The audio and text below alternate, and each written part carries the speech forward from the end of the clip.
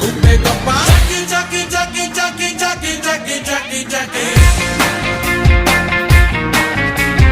ಜಾಕಿ ರಾಮ ಚಟ್ನಿ ತಗೋ ಜಾಕಿ ಜಾಕಿ ಜಾಕಿ ಜಾಕಿ